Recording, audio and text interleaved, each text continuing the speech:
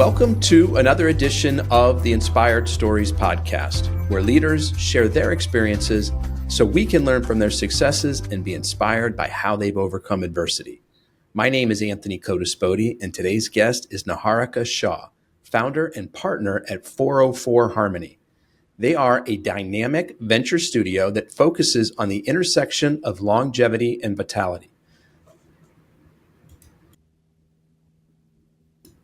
Their mission is to invest in and build transformative ideas that help people live longer, healthier, and more fulfilling lives. They give startups a strong foundation for growth by offering services like a co-founding approach, fractional operating model, and access to an expert network. Now, Niharika has been recognized as one of the top 10 in wealth management in 2022, highlighting her impact in the financial sector. She also contributes her knowledge as an external advisor at EY and as a board advisor plus adjunct professor at Rutgers Business School. Now, before we get into all that good stuff, today's episode is brought to you by my company, Adback Benefits Agency, where we offer very specific and unique employee benefits that are both great for your team and fiscally optimized for your bottom line. One recent client was able to add over $900 per employee per year in extra cash flow by implementing one of our innovative programs. Results vary for each company, and some organizations may not be eligible. To find out if your company qualifies, contact us today at adbackbenefits.com. All right, back to our guest today, founder of 404 Harmony, Niharika Shah. Thanks for making the time to share your story today. Oh, thank you, Anthony. And it's such a pleasure to be here and talk a little bit about my journey, what I'm up to, and have a meaningful conversation. Well, let's roll up our sleeves and get into it then, Niharika. So you are an engineer turned marketer. You grew up in consulting and you were part of Cambridge Technology Partners. What drew you into consulting initially? How did that unfold? What you're looking for is looking for you. And I think that is pretty much true of my entire career, where I've taken risks and evolved and learned on the job as well. So I think my foray into consulting was a little bit of happenstance. I happened to get the job, but I think I really enjoyed it because as an individual, I love having conversations. I love solving problems. My superpower, if I can say if it is one, is to connect things that other people can't or won't. So it was a very powerful skill to bring to the consulting realm, where you could listen, analyze, and very succinctly deliver meaningful ideas, right? So I think I was just wired that way. I think consulting was the right place to be for my skills to grow and mature and learn. And the second thing, as I said, I'm an active learner. So the idea of walking into an opportunity, a consulting opportunity, and really understanding the business, diagnosing what might be the challenges or the opportunities, and very quickly coming back with, meaningful plans or roadmaps or ideas, combined with financial implications, was super exciting to me. One of the things that do come with consulting is, which you have to avoid, is the seagull effect, right? You land in, poop all over the place, and leave. And so I was. That's the first time I've heard that one. I did begin to see some of that, and as much as it was above my pay grade to make those decisions. But I think that was one of the other meaningful things I learned from consulting that informed my career going forward, is that I really wanted ownership of seeing something through its launch and maturation, which has affected and impacted a lot of my decisions as it relates to my career post consulting. So is that kind of what was behind the move from consulting into starting your own things? I'm looking at your resume here, and you've got stops at very notable companies along the way. We mentioned Cambridge. There's Toys R Us. There's a long stint at Prudential, Tippin, EY. I have to imagine that as you're making these moves, they're coming with pay raises. You're building a very nice and kind of a comfortable career. So at some point, you decide to kind of leave the comfort of that nest and go out on your own. What was behind that? Yeah, I mean, first, none of this was planned. And I think, I have two daughters who are now entering their own careers. And I think, especially in this day and age, to sort of think you have a 5 or 10 year roadmap, I think they're good North Stars to have, but to be attached to the path to get there, I think is self-defeating. So one of the things that I've always reserved the right to is to adapt to the situation. And I talk about there was IQ, there's EQ, and I think in today's world we need AQ, which is adaptability quotient. How quickly are you able to adapt to where the world is going and retool and rescale yourself? So I think part of it was that, just being able to understand and not go with the flow per se, but go with where the momentum was. Having gone through a corporate career, I left consulting primarily because for family reasons, the travel and so on.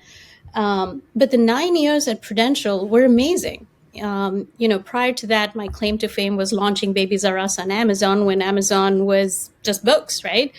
So it was a tremendous experience for somebody so young to sort of see that play out, learn from the good and the bad, and I was able to bring that to my career post that. And at Prudential, and the reason I want to share that story is I got to see big corporate function, and while the heart is in the right place, action becomes a challenge. And my mandate, and I remember my boss saying, I going into his office and just saying, "Hey, look, I'm going to go. I'm going to break some, things along the way, but I'm going to go." And he was like, "Just go, just go." And I think at somebody like that at Prudential to sort of come in and shake things up was very much probably the reason why I stayed for the 9 years. I stayed for the reasons not why I joined. It was really a very amazing learning experience, especially from a leadership perspective, right? I was leading a large team with a very generous budget, which was very helpful. But two things dawned on me from that experience. One is Prudential, invests a lot in research, and it was very clear to me that the financial ecosystem was letting the average person down. A lot has been done and money has been thrown, but really, in terms of outcomes, we haven't been that effective. This country, this economy, and generally makes it really expensive to be poor, and that really hit my heart.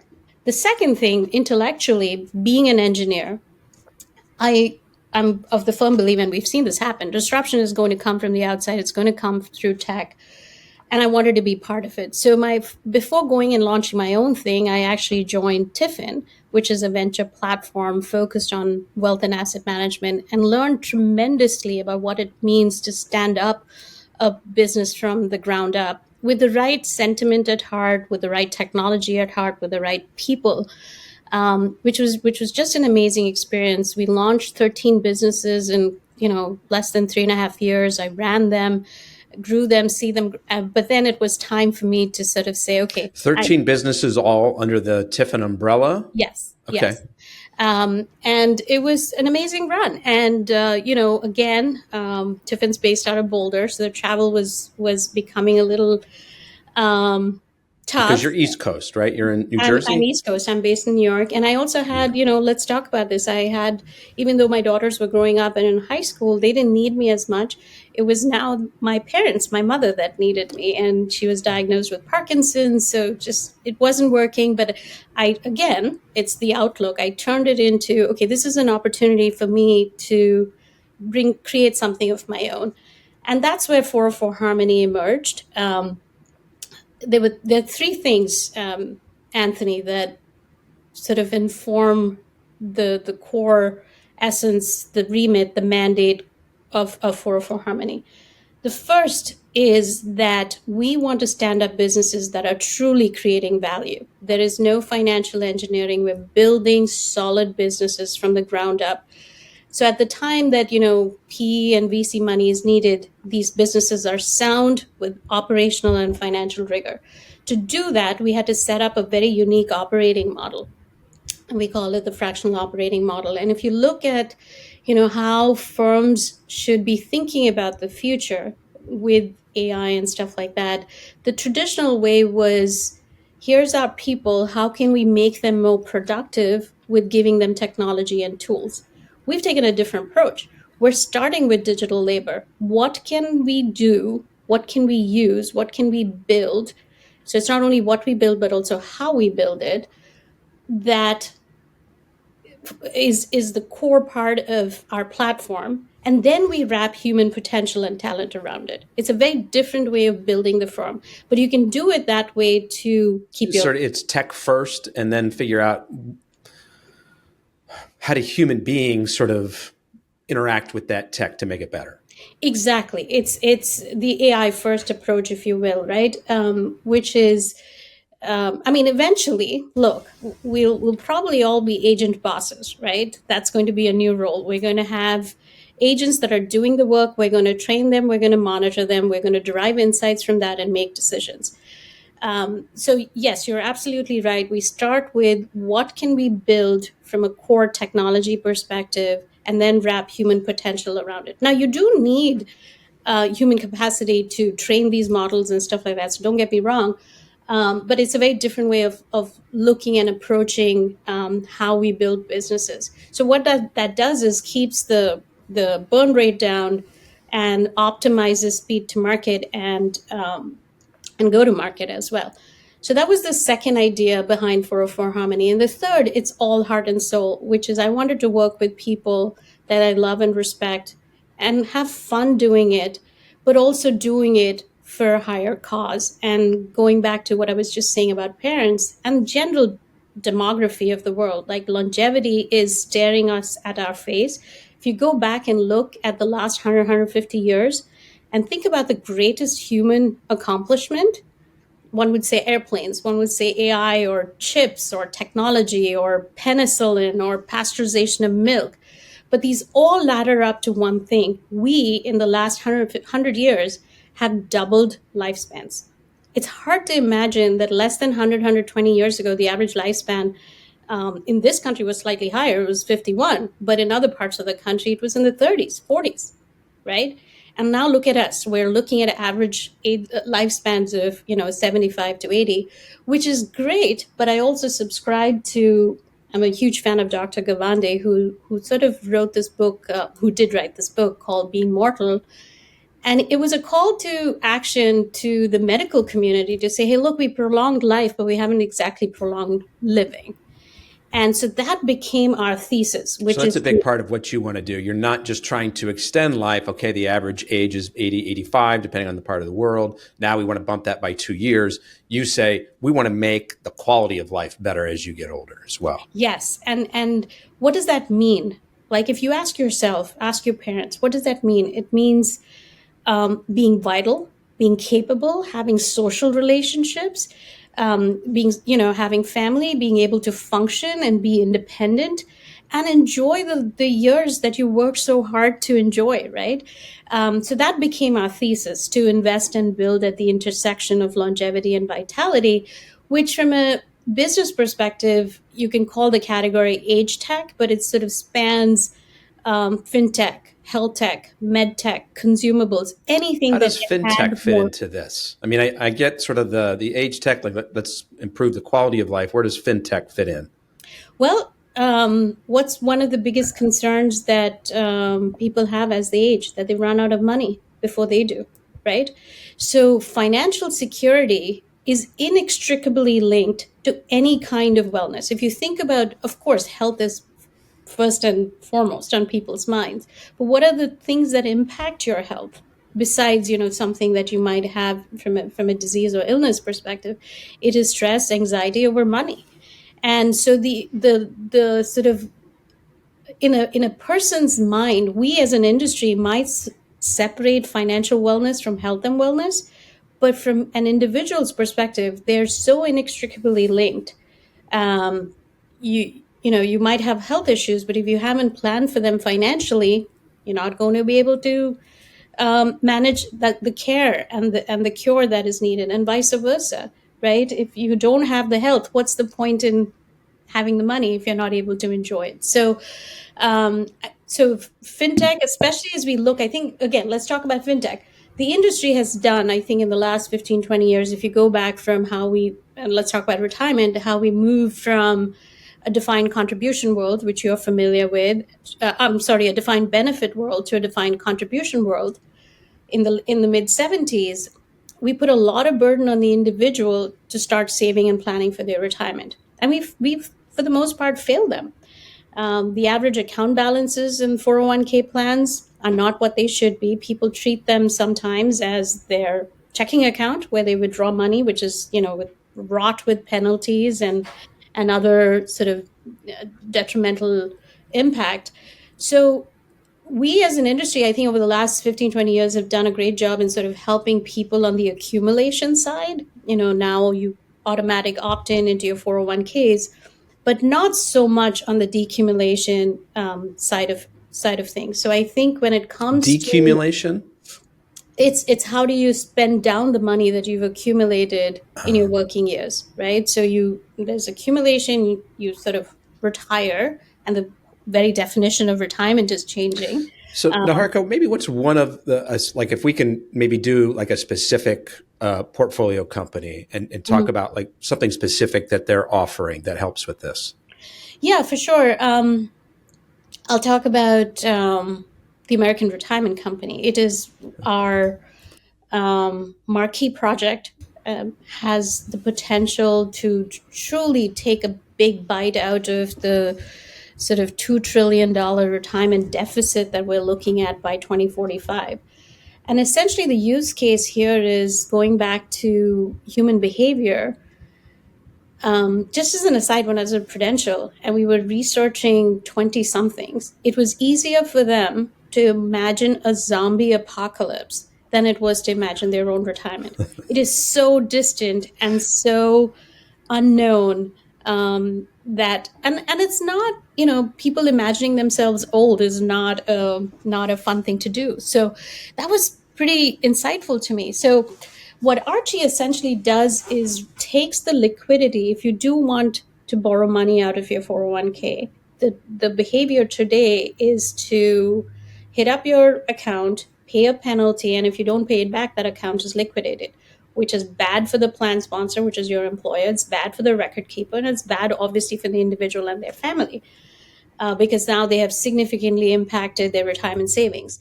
So, what we're building at Archie is an alternative mechanism for us to provide liquidity to people who need to borrow out of their 401k while retaining a lot of the value and the accumulation in their current plan. So the plan sponsor benefits from a fiduciary perspective. The record keeper, of course, loves it because the assets stay in plan.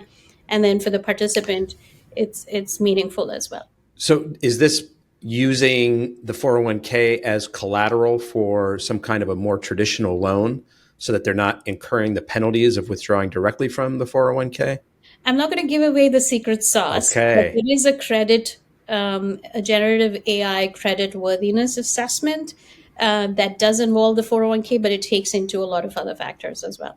And is this something that is currently available in the market? People No, can access it? we're about 18 months from launch. We've taken a different view of look, the way that we think about Archie is, I don't know if you're familiar with the Tappan Zee Bridge. The Tappan Zee Bridge has been around, for many years, was sort of wearing down to the nuts and bolts, but has tremendous amount of traffic connecting New York and New Jersey, right? They did in 5 years built this beautiful bridge that runs parallel to the old bridge, and nothing changed as far as the commuter was concerned. The tolls remained the same. It was just a better experience, and it was faster, better, more optimal, more environmentally friendly, and all of that. And that's exactly what we're doing at Archie, which is just building a bridge. So there's demand already. We don't need to conjure up demand. There's 40 years of pent up demand. So to answer your question, the platform will be live in about 18 months, but we're very confident that as soon as we get up and running, it'll scale really fast simply because demand already exists. And is there any thought, and I don't know if you want to share this yet, on like what the actual rollout looks like? Is this, are you talking to sort of the, 401k management companies? Are you talking to the employers? Are you going right to the employees who are already enrolled in a participating program? All of them, actually. So we want to build this with strategics, and by strategics here, I mean meaningful players on the record keeping side as well as on the wealth side. Because one of the other challenges that the financial industry has been looking to solve for a long time is how do we take, you know, employer participants, whether they're in group benefits or retirement benefits, and convert them into retail customers. So we think there is a very critical role for all players in the ecosystem to play, including RIAs, wealth managers, plan sponsors, record keepers, etc., in this ecosystem that we're standing up. So yes, we do have already access to about 30 million participants through the strategics that have agreed to either invest or come on as the first set of customers. Well, that's exciting. It's kind of what you were alluding to. Like once this is ready, 18 months ish from now, you expect this to just kind of take off because you've got a lot of those partnerships in place that have access to so many folks who are going to want this service that you're providing. Yep. Can you maybe, is there something in sort of like when I first heard you say age tech, I Mhm. thought more like, I don't know, supplements or like medical advancements that would help. Are there any companies in your portfolio currently that are focused kind of more on that side of things? Yeah, we have I will say two, but admittedly we're light. So our backgrounds in the network, we're about 14 people strong plus our extended network, generally because of where we come from is strong on the financial services side. We are actively looking for a partner on the health and life sciences side to build out the next tranche of our portfolio companies. In our first set, I would say there are two ideas. One in concept, which is a consumable. You'll find this funny, that enhances sexual virility, if you will, Very popular category. mixed with alcohol. It's sort of the so that's one idea we're working on. It's a fun project, and this is where some of my students from Rutgers who might be able to help, right? So they're helping with the formulation and stuff like that. It's an exciting project. But the more advanced one, which is actually launched, is Care for One, and Care for One is my own personal ode, if you will, to aging and what I went through in terms of setting up a secure, fast, reliable, responsible ecosystem for my mom in India when I moved her there, is what now I have brought with automation and a lot of, obviously, I'm going to say this again, AI embedded in it. But it's basically a long distance caregiving application Hmm. where, if you think about, there are about 40 million, and right now we've launched US and India, but I've already gotten queries from Mexico, from the UAE, because we live in a globally distributed world. The Indian diaspora, just use that as an example, is about 40 million non-resident Indians, right? Um, who are And I look at my peers, people I went to school and college with, my friends, family, we're all dealing with the same situation with aging parents not physically co-located with where we are. So Care for One is a comprehensive sort of caregiving solution spanning medical, CCTV, yoga, nutrition, financial, estate planning, social community, huge part of wellness, because when mobility is impacted, social engagement is impacted. So we're looking at ways that we can use digital to bring a little more of that social engagement and fulfillment to our elderly loved ones. And so this is something that's already available in a couple of Yes, markets. yes. Carefor1.net is live. Yes. Okay, interesting. It's Uh, it's a beta release. We're right now um, standing up about 20 families. And then in September, when we actually do our full launch, our goal is to obviously scale to multiple cities as well within India. So I want to better understand, Niharika, the co-founding approach that you take. And so help us understand, are you investing in very early stage companies and then kind of helping them along? Are you sort of incubating the ideas and then finding operating partners to kind of bring into the mix, and you sort of both push forward together? Or what does this look like? Our co-founding or founding approach is actually flexible based on the quality of the idea. If we like the idea, we will find a way to work with the founder. In some cases, the ideas come from within the network. In some cases, the ideas would come from external sources, like a founder looking to within, just an idea on paper. And if we believe in the idea, the way that it works is, again, with some guardrails around it, but the founder retains majority of equity. We coach them. That's a big part of founder-led businesses. The CEOs, could be young, not or immature in their leadership, don't know how to stand up a company besides just building the tech. So there's a whole track around CEO coaching and founder coaching that we have. In addition to that, we do invest. Again, it depends on how the founder is capitalized.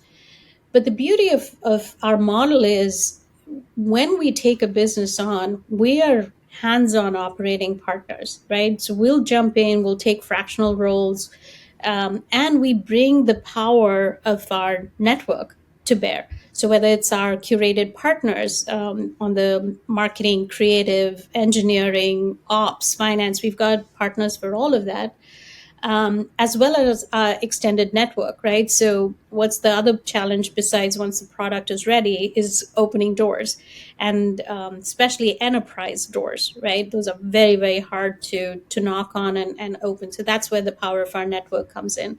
So we can see a founder all through their entire, at least initial first 3-year journey, is pretty much where we're committed to, right from bringing MVP. Our goal is to reduce MVP time, which on average is about 8 months, depend for startups, especially in this space, down to about 3 to 4 months. Our burn rates are very, very low given our fractional operating model and our partners. And then we just test and iterate. And our goal is to see them through their subsequent round of funding, which usually happens to be a Series A, at which point we either liquidate our position or we'll stay on, depending on what the financials look like. I want to go back to Care for One for a moment, Mhm. because I understand this just recently launched in the Indian market, and you got to be there for that. Am I right? Tell me about Yes. that trip. Um, it was a very meaningful trip, and something like I said, what you're looking for is looking for you. I had wanted to launch Care for One earlier this year, but for a variety of reasons, I had other priorities. Um, it happened to be my mother's 80th birthday, which I was going down to India for, and it just the two things aligned, and I was delighted to have announced Care for One on my mother's 80th birthday. Even the name, I should say this, 404 Harmony, there's a story behind it. There's a lot of personal and romantic story behind it. And of course, the brand story is we harmonize business, tech, and people so that your business doesn't become a 404. But I'll tell you this, Anthony, 404 Harmony is my parents' residential address in India. So this is all. So it's not a reference to a 404 page error on the internet. Well, that's the brand That's story, but the the real story is that it's my parents' home address in India. oh, I love when there's sort of those double meanings and crossovers like that. And I've heard you talk a bit, Naharika, about sort of the challenges earlier on in your career of requiring lots of travel, having a family, sort of. Maybe we can talk a little bit about the challenges of a professional woman kind of balancing this. How do I raise my family? How do I be there? And how do I also be here for a very demanding career? Yeah, and look, there's no book, and I don't think anybody solved it. The only thing I can talk about what's worked for me, and every day was brought different challenges, right? Um, you can have it all, just not in one day. I think that's the first thing. And the second is, as you look, people talk about balancing. There is no such thing as balance, right? I think it's prioritization. And if you take the three things of, your family, yourself, and your work, one rule that I lived by is one can't lose all the time and one can't win all the time. And so if I have a board meeting, I can't go to my parents, the PTA meeting. That's okay. But if it happens 3 or 4 times, it's not okay. That's kind of the thing. The other thing I would say, it takes a village. I made the silly mistake when my first child was born, saying I got to do everything. Like, I had a nanny, but I got to do everything else, right? I got to, you know always change the baby's diapers. I got to oversee the food. And it's not possible. So, however much you can afford, outsource, take all the help you can. It takes a village. And so I learned, a few hard knocks that way, but it helped. It also helps when you have a supporting partner. My children have always grown up with thinking of us as a parental unit. And they were like, if one of the parentals are around, we're okay. But it does get silly sometimes. And this was when I decided to leave my consulting job, which I absolutely loved. My husband was in France, and I had to go to Dallas for a pitch, and my nanny wasn't available, or she was ill. I had to wake up the kids at 4 in the morning, drive to the airport, wait for my husband to land. He got in the car, and then I took the plane. And I was sitting in the plane, and I was like, this is no way to bring up children, and even for my own sanity. So that's when you've got to recognize that something needs to change, and having that sort of self-awareness, that something needs to change, because people will not. And this is something that I even noticed when I was deciding to leave Tiffin for, with everything that was going on with my mom. We as women, and I think as professionals, do an incredibly good job of hiding what's going on inside and pretending like everything's okay.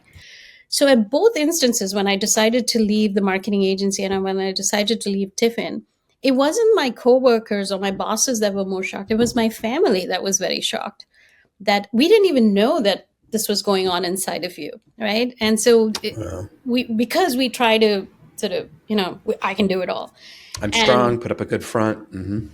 And nobody wins in that case. So I think being honest with oneself in terms of, something needs to change, and weighing the options in terms of, there is no best outcome. There is the optimal outcome. And that varies depending on the context and your own situation. But I think just not constantly, but ever so often, just sitting down and having a think about what you're doing. Is it fulfilling you?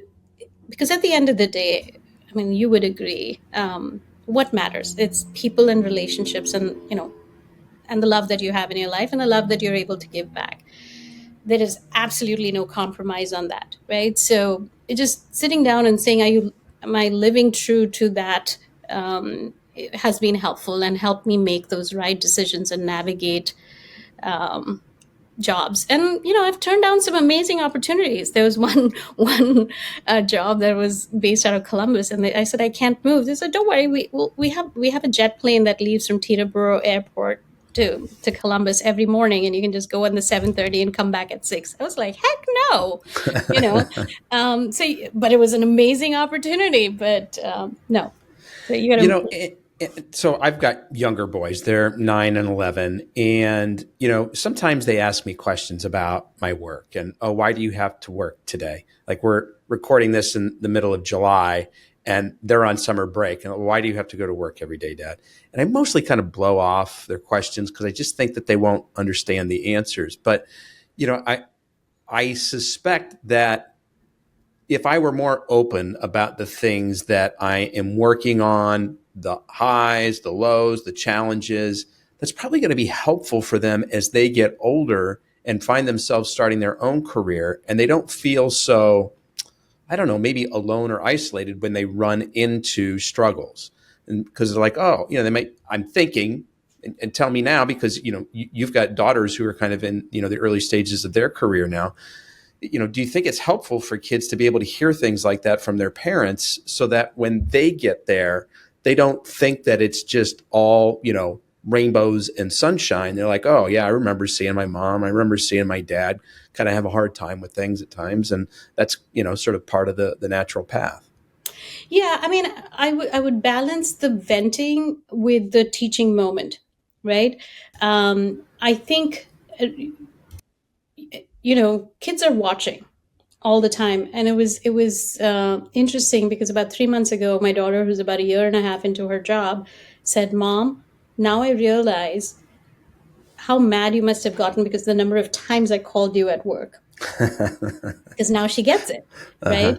Um, but on the other hand, I think, and this is where, whether it's daughters or sons, I think they're both fiercely independent and so terribly proud of the way that I've managed my career. I think so. I've been a really good resource to them, but I've also involved them, and this is much kudos to companies like Prudential, where we had Bring Your Child to Work Day, and I was in advertising and marketing, so they could see some of the output. It was interesting, right? Hey, that's my TV commercial that's just running. My mom did that, right? And there were times, and I tried, right?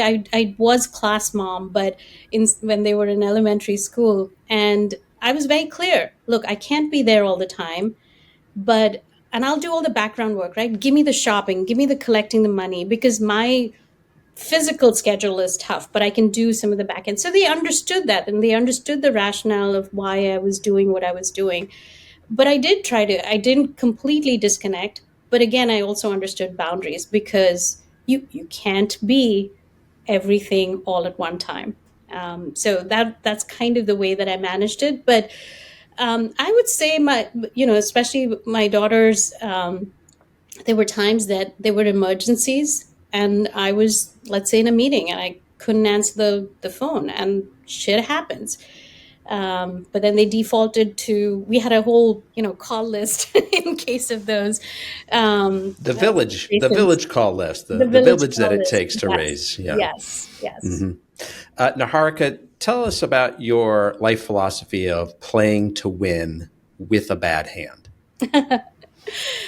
Well, first, I'm a card counter.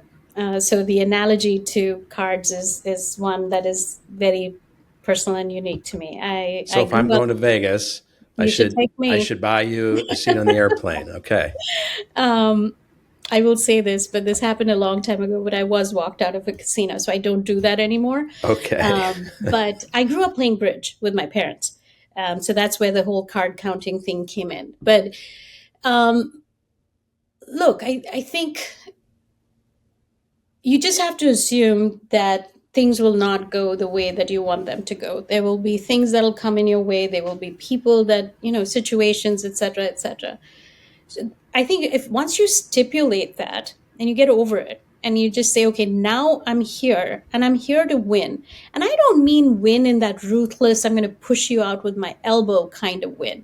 It is defining what it means to win, right? And for me, playing to win was working with great people, coming up with things that could impact other people. I want to be part of a million stories in this world, not just, 4 or 5 stories. So that for me is winning, but also understanding that, you're going to get many tough blows, and you're going to, again, going back to adapt, you're going to have to adapt. And that's what skillful card players do, is they look at what strengths they have, what weaknesses they have. They read the room, right? If you played poker or blackjack, it is analytical, um, in terms of how you make the decisions to, hey, hit or pass or stay or whatever. So I think that's kind of been my philosophy. And again, a card player never walks away, as opposed to, some other careers where you're only as smart as your last campaign or your last business. You're playing the long game if you're a true card player, and you're playing it with all your strengths and weaknesses and everything else that's thrown at you. But life, again, is law of big numbers, right? This is my engineering mathematics this is showing up, but it is, you believe in the law of large numbers, and some of them will be good, and some of them won't be in your favor. But just keep going. Whatever the hand is that you're dealt, you've got to do your best job to play No, that hand. Yeah, know when it's to walk away, know when to stay. who was the Kenny? Kenny Rogers. Yeah, great song. I'm gonna have to go listen to that. And it's interesting with your such a strong background in engineering, Niharika. Don't often see sort of this mix of, engineering, marketing, and you really see yourself as a connector of people, ideas, and technology. Is there a story you can tell where kind of this knack for connection led to some kind of a breakthrough in your work or for, one of your portfolio companies?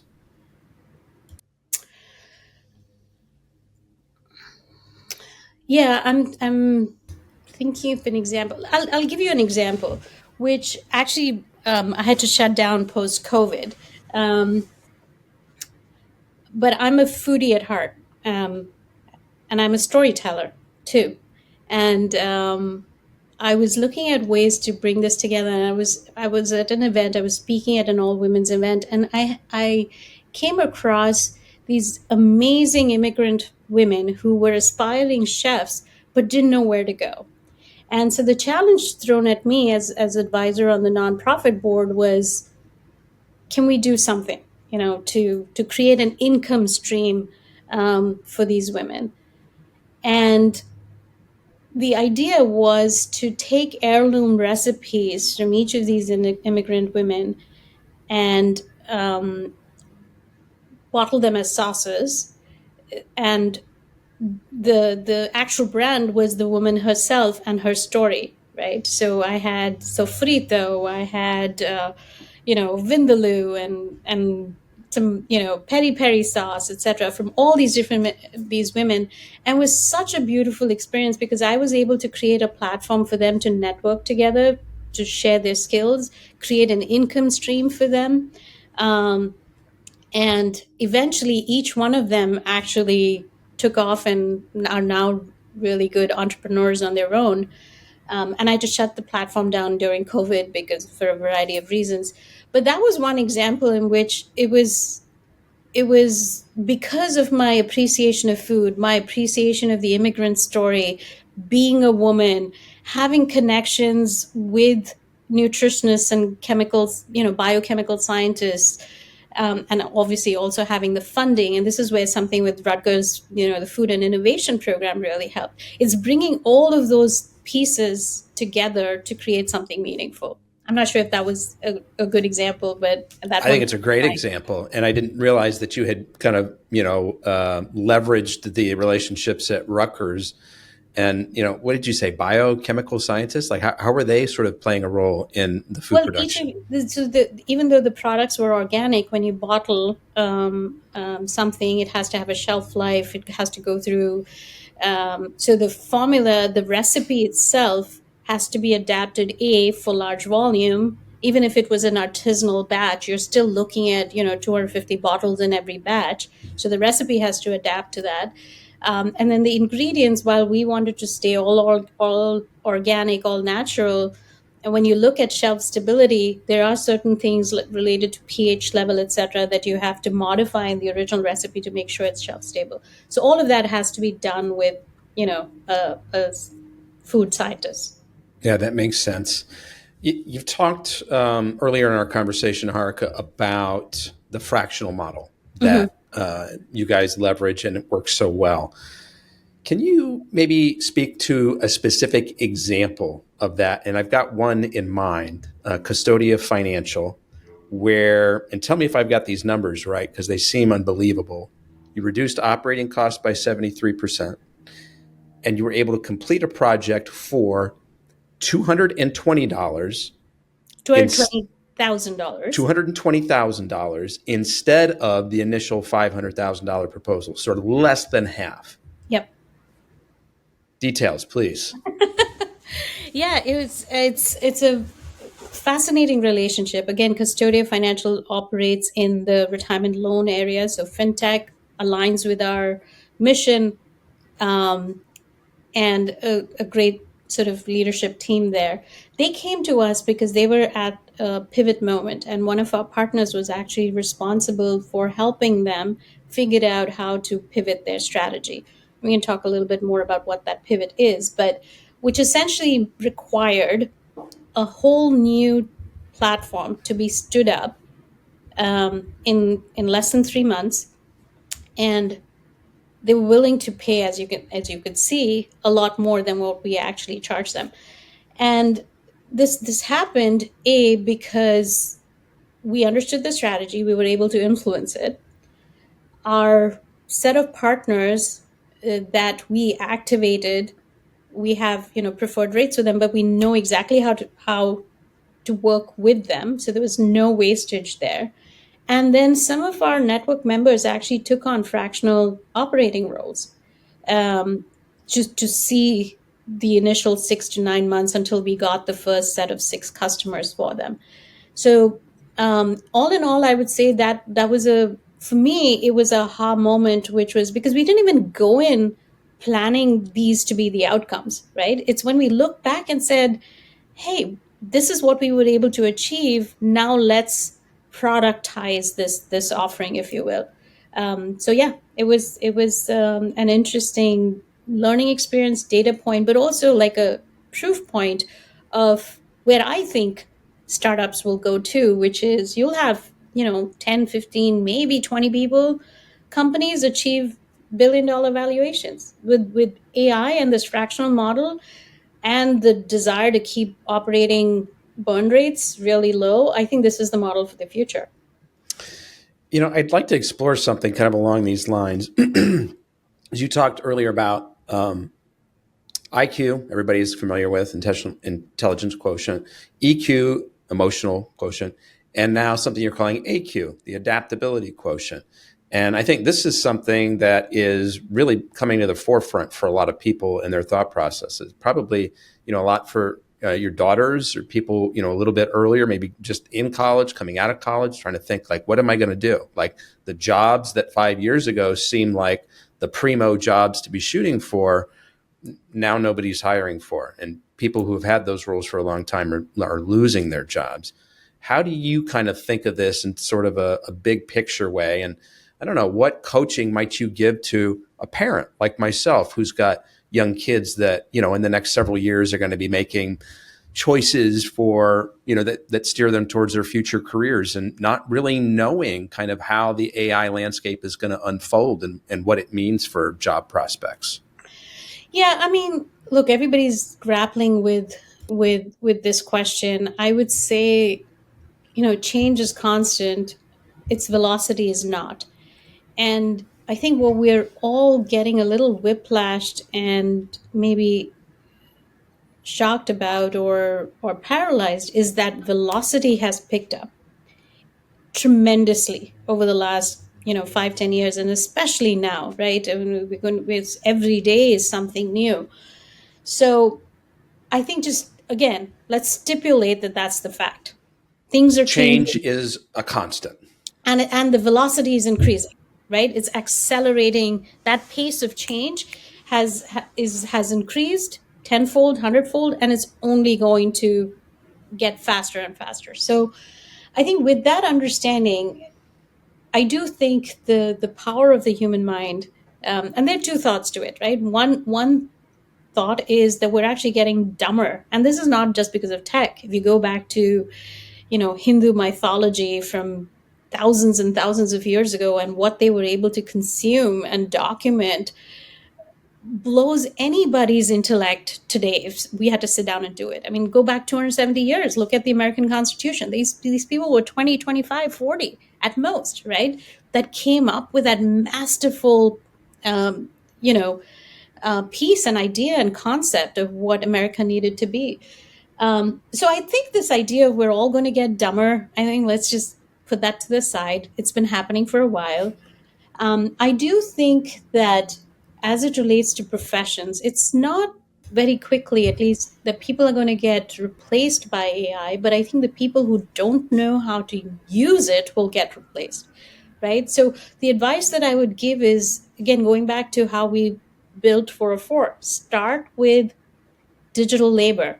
what is going to be there that is going to be available digitally, and then how can you yourself as human potential and creativity and intellectual prowess, how do you maximize that to the benefit or to an outcome, right? Just technology for its own sake has no meaning. When technology is applied carefully, constructively, it can have outcome at scale.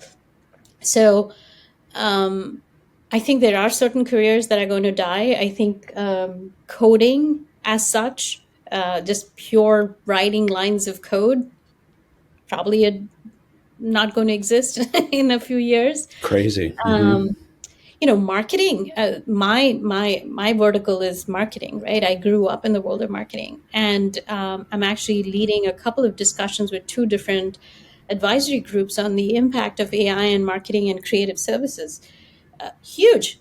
And I think if that industry doesn't really contemplate their future in the world of AI, it's going to suffer. We can, deny it and push it on the carpet, but that is going to change tremendously. The sales process is going to change. And it's all for the better. There's so much waste. I mean, I'll give you an example, the asset management industry. It's a $53 billion problem in terms of distributing products. And the answer has been, let's make more products. There are more model portfolios than there are ETFs today. Who cares? Right? And the model is very sales wholesaler based. That needs to change so that that waste can be applied to something more productive. So I think there will obviously be opportunities and careers that people will look at. But that's the beauty of it. I hope that we get to the point that we can all work 5 or 6 hours a day and enjoy life. And maybe that's the best outcome we all get. So you see that there's a lot of upside to it. And obviously, there's going to be, anytime that there's been sort of big technology changes, there have been people who, that they struggle sort of during that transition. And I think what's most scary about this for people today is, and you hit on it, is that the pace of the change is so fast. We've never seen it this quickly. This happened this quickly before. And that's kind of giving people that whiplash. Like, I don't know what to do. I don't know where to be. You might be somebody who's later on in your career and you've been very good at what you're doing. And now, those roles are getting eliminated. You could be somebody very early on in your career or in college or high school and trying to figure out what's next. And I think that's where that AQ comes in, right? Being able to be adaptable. And I think anyways, sort of embracing the power of curiosity and getting really good at learning new things, getting really good at the skill of learning itself, because I think that's probably what sets you up best for success long term. Absolutely. And I think it's also not being, tied to the path so much. I've seen some really brilliant 35-year-olds saying, hey, look, we've got a whole generation of people. I mean, we talk about this 83 trillion wealth transfer that is sitting on the sidelines. But if you sort of peel back the onion and look inside it, what is it? It's about small businesses, right? With the folks who ran them coming to the age of retirement. That is a superb industry right now. Small businesses, whatever they might be, is to go in and run them, because either they do not have generational pass through or they don't have people who want to run those businesses. But look at it purely from a portfolio perspective. Those are very, very interesting businesses to invest and run and grow a whole franchise. So you don't have to be wedded to just the path that you've learned through college or your career. I think that is another part of adaptability. What was I doing setting up a food business, right? But it was fun and interesting. And look, if COVID hadn't happened, I think that business would have been a moderately successful one as a small business. Let's shift gears, Niharika. Would like to hear about a serious challenge that you have overcome, whether it's personal or professional. How did you get through that? What did you learn? Um, I think I've talked about my transition from Tiffin as I was dealing with my mother's situation, so I won't go there again. I'll talk about something that it took me. It was humbling and it took me a while to process it. So this is during my career at Prudential, and there was a time that as the leader, I let my leadership team down, and I'd say I was very disappointed in myself. Now, I wouldn't say it was entirely my fault, but I was the leader. It's my fault. I have to take responsibility. But it's when you're faced with circumstances like this, is what do you do and who are the people you call on? And coincidentally, as I was going off on a 10-day vacation, and I went to my boss and I said, "Look, I screwed up, and all I want you to do is to meet with my team." And it's not that I needed to tell him; maybe it would have gotten to him anyways. But I went to him and like, mea culpa. How we got here? We're here, but I want you to just do one thing for me, which is, while I'm away, can you meet with my team and just tell me, have I lost the locker room? If I've lost the locker room, then I'm done. If I haven't, then I'm willing to put in the work to make things right. And fortunately, by the time I got back, my boss, who has really been instrumental, I think, in influencing how I grew up as a leader at Prudential, said, "You haven't. They still respect you. They don't agree with some of the decisions you've made, but you haven't lost the locker room." And I was like, okay, that's it. I Back can in. build from there. And it was, like I said, it was very humbling. I had to walk in with a big pit in my stomach, like, go to each one of them and say, "I'm sorry, I screwed up. I own it. Let's move forward. How do we do that?" And I think that was also appreciated, and they still remain lifelong friends. But I didn't dig in. I asked for feedback. I asked for help. I came to terms with it, because as an individual, as a professional, sometimes telling yourself the truth is the hardest thing to do.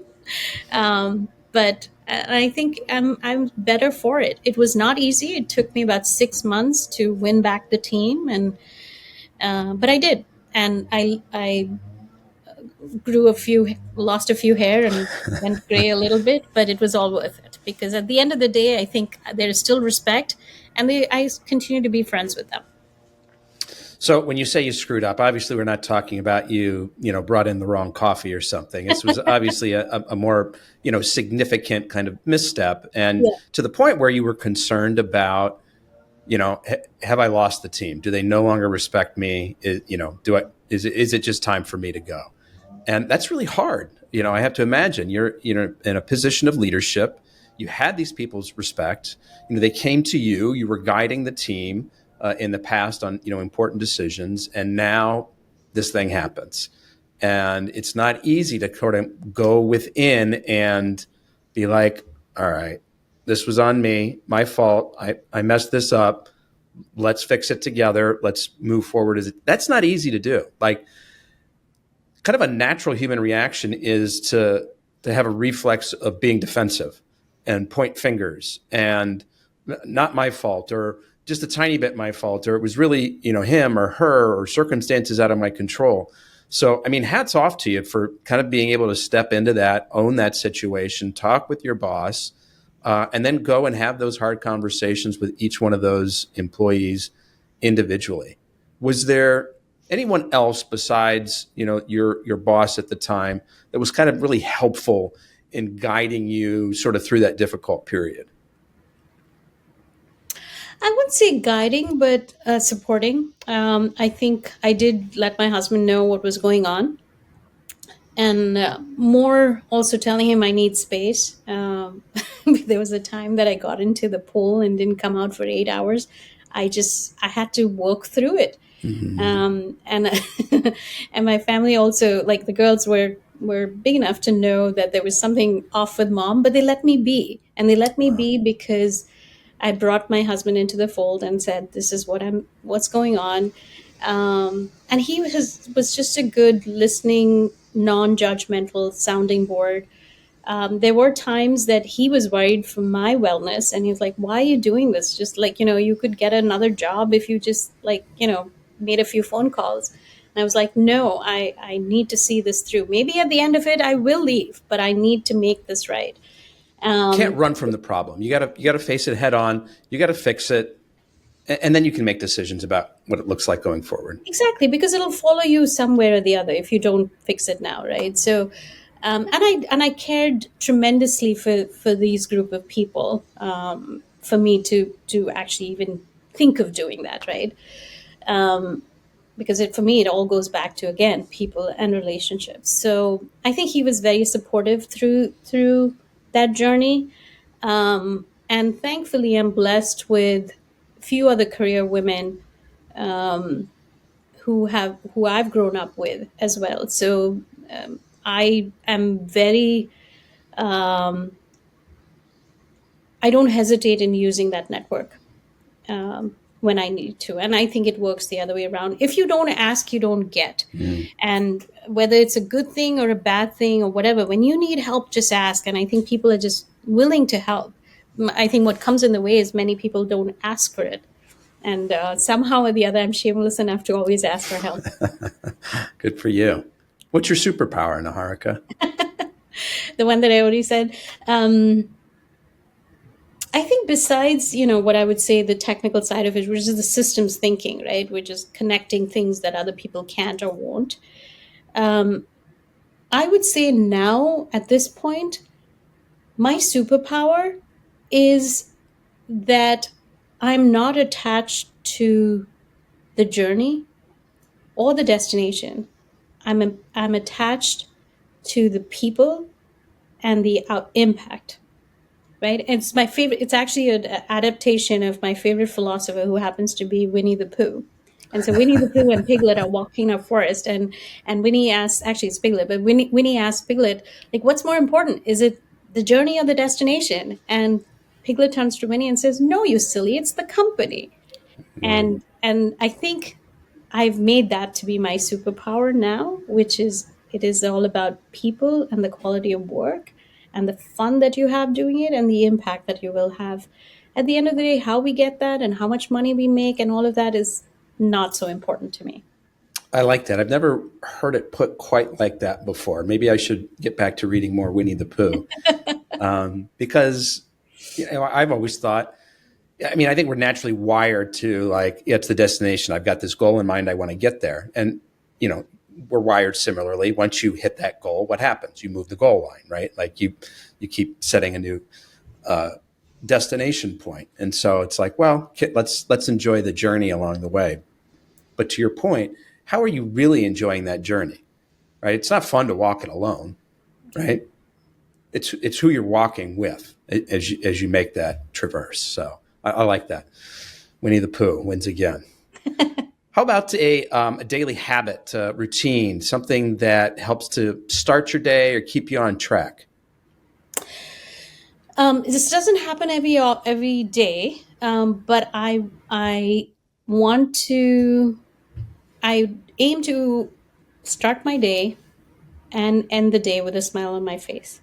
And even if it is not, there is no reason or I'm not feeling that way, I force it. Because there is a chemical change that happens in your body when you force yourself to smile. And the way that I've done it is, there's this principle called habit stacking. When you want to introduce a new habit, you stack it on to something that you already do. So in the night, I know put cream on my hands, and as women do, and eye cream and all of that, and that's my reminder to smile. And in the morning, and this is my contract with my husband, whenever he's around, he gives me coffee in bed. And when I have that first sip of coffee, I smile to myself. It's just, I've stacked it that way. So I think that habit has really helped me. But otherwise, and you can see I love puzzles and stuff like that. I cognitively, as much as people go out and work out fitness wise, you got to work your mind too, besides the work that we do every day. So I'm a big fan of doing crosswords and puzzles. So I carve out 15 minutes in the morning and 15 minutes at the end of the day to do my crosswords or other puzzles. Love it. Just one more question for you, Niharika. But before I ask it, I want to do two things. First of all, to everyone listening, just pause for just a moment, take a deep breath, and hit the follow button on your favorite podcast app so you can continue to get more great conversations like we've had here today with Niharika Shah from 404 Harmony. I also want to let people know the best way to get in touch with you or follow your story, Niharika. What would that be? Niharika at 404harmony.com, or you can look for me on LinkedIn. Excellent. We'll include those links in the show notes for folks. So last question for you, Niharika. You and I reconnect 1 year from today, and you're excited. You're celebrating something. What's that thing that you're celebrating 1 year from today? I'm celebrating the fact that we have impacted more lives. And I'm going to think about this for a moment in terms of numerical numbers. So let me play that back again. I would be really happy if there were two things. One is Care for One has made caregiving the standard of care, the way that we provide it, the standard of care, and reduce the sort of the guilt and the burden on caregivers and families. I would be very happy saying that.